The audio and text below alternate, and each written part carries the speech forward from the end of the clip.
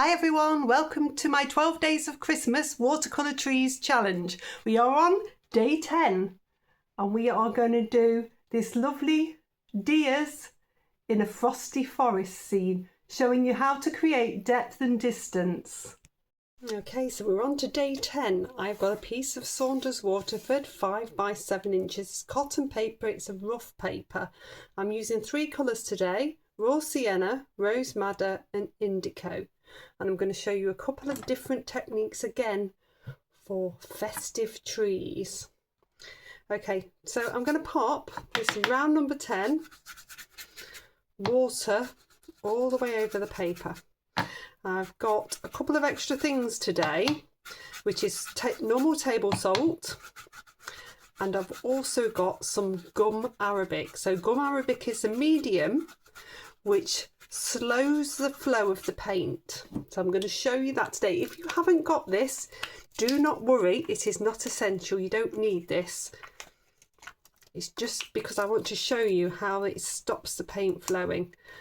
I'm terrible with childproof caps. I will get into it.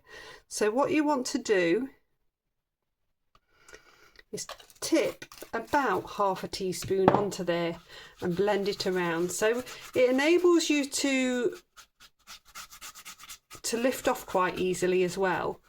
But indigo is quite a shooty colour, and this will really slow it down. I'm not sure what it'll do to the salt, but we'll find out. Okay, so I've rinsed my brush off, dabbed it into some water. I'm going to start by coming into some raw sienna. Gum arabic is the binder that's within the paint, and it's also what's used to size paper to stop it just soaking in and to set your brushes as well. So it does several things. I'm coming in and creating that lovely glow within the background. I'm going to use a little bit rose madder. You can see that it's not flowing like it normally does. And there's method in my madness, because I want to do some very, very distant trees with this. This is going to work quite nicely. So it's a bit of a circular motion.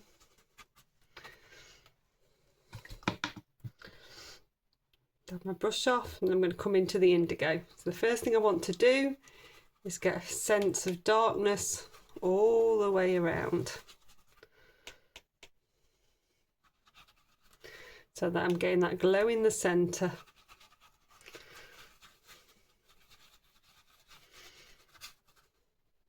Just keep dipping back into your brush.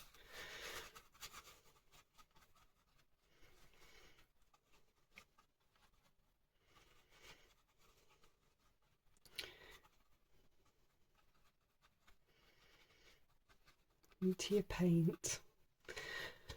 Okay, so then I'm going to come down to around number 6. Just come into some of the indigo to blend some of this through.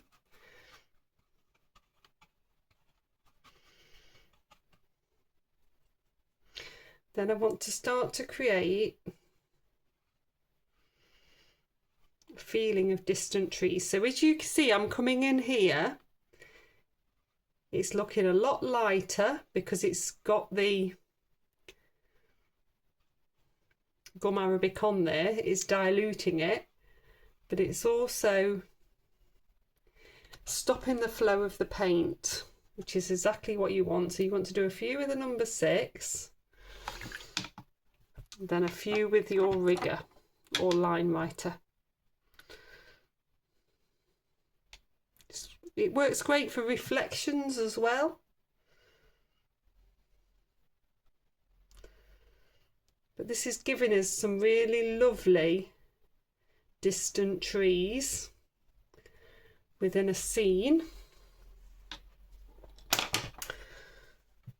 Okay, I want to come back into a bit more indigo and just bring this in nice and thick around the edge.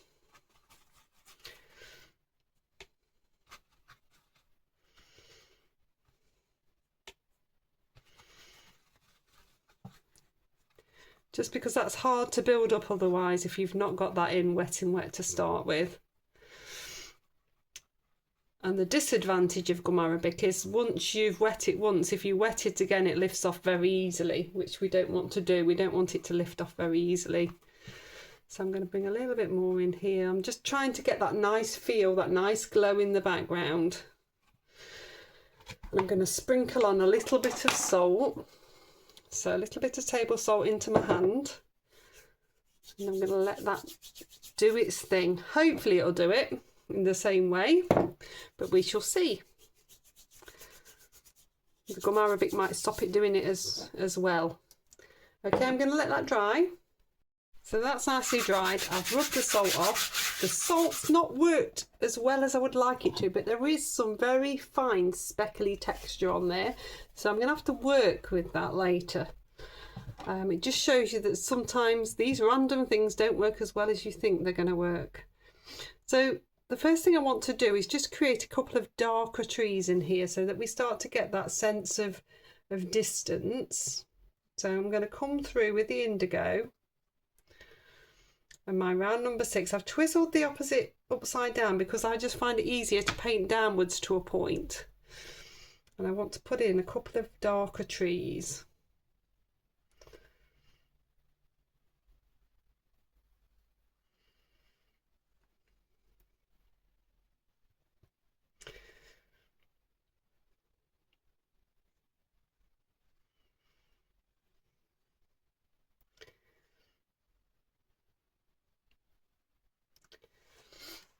It's already starting to give it that real sense of depth. If I just take a little bit of that indigo, add a bit of water to it, what I can do then is come in with a couple of lighter trees, a bit finer in the background. So you've still got the definition of the hard edge, but it's lighter, and that works really nicely. Not too concerned about what's happening top and bottom because we're going to do some sponging over there. I'm just going to swap down and just grab my rigger just so I can get another couple of finer ones coming through.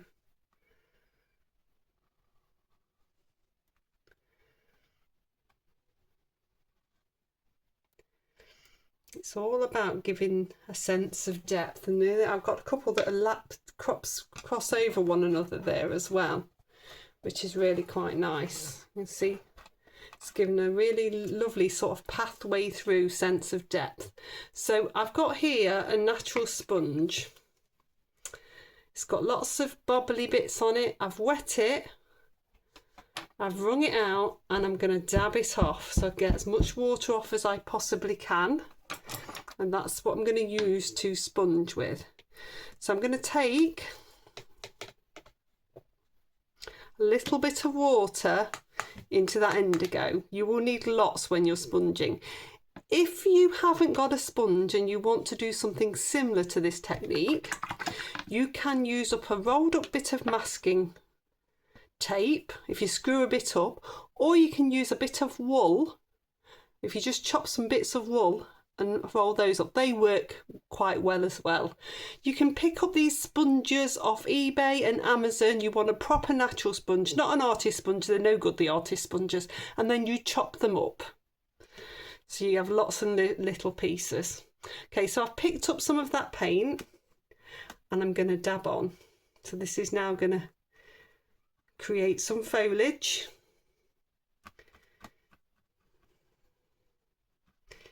In that foreground area and up around the top as well. It's like a little window we're looking through into the forest.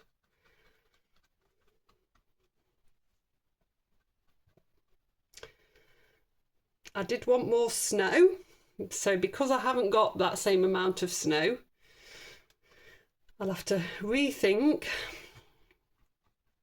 and add something else to make the snow. You see, you're getting that lovely sense of depth into the forest there. It's working really nicely. Okay, I'm going to dry that one off. Okay, so that's nicely dry. I have twizzled upside down, and I am going to attempt in this background area to paint a couple of stags. Now, if you've got anything you can reference, I've got a little bit of clip art. That's really useful. It does help for you to get the shape. When you turn it upside down, what happens is you look at the shape rather than thinking, it's a stag, I know what a stag looks like. You're basically switching off the part of your brain. So this is a number 6 and I've gone down to a number 2. So this means serious business for me if I've got to go down to a number 2. When you switch off the part of your brain that says, I know what it is, and actually look at the shape that you're trying to create, it's much better.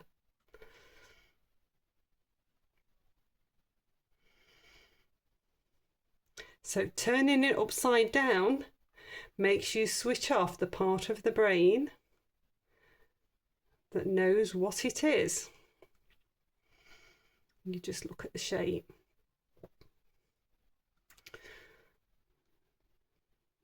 It doesn't always work.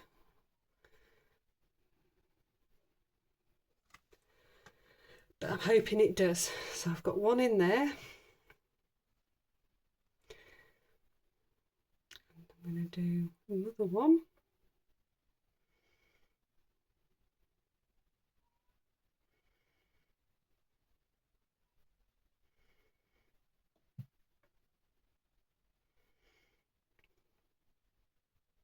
The only way you get better at this sort of stuff is to practice.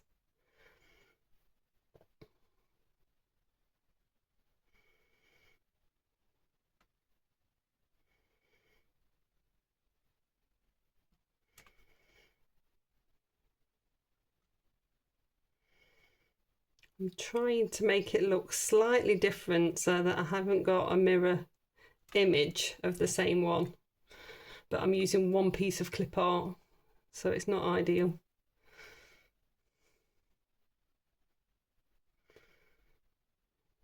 Try and make the legs go a different way.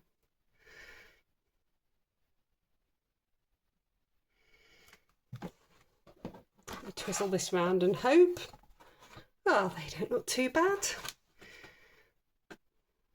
Try not to fiddle with them too much.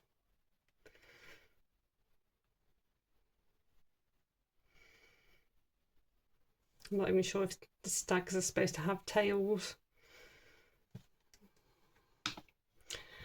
Okay, damp brush. I'm just gonna touch at the bottom of the feet, so I'm just softening that in and it's giving them a little bit of shadow. In fact, I'm going to take a little bit of shadow in for both of those there, trying to make it look a little bit more festive. I'm going to dry that off and then we'll come on with something white. Okay, so that's nicely dried. I've got an old toothbrush. I've dipped it into a little bit of water and I've got some white gouache here and we're going to put some snow on. So what I need to do is pull this towards me with my thumb, but I want to be as close as I possibly can to get that lovely snow.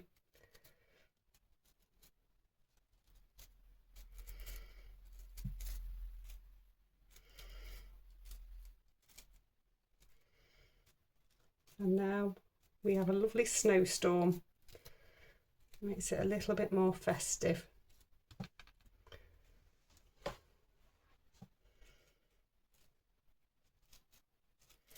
Put a little bit more towards that middle section. Okay, so that's been dried and then I can work into it with a white pen. So this is a white gel pen to just create some frosty branches.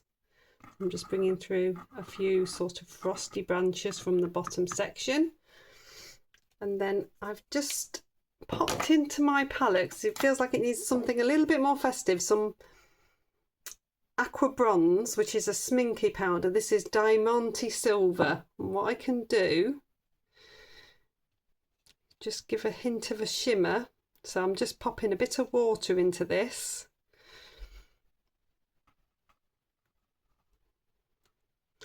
And it's going to give a hint of a shimmer and sparkle within this darker area. It's working really nicely. I'm just bringing up some more branches.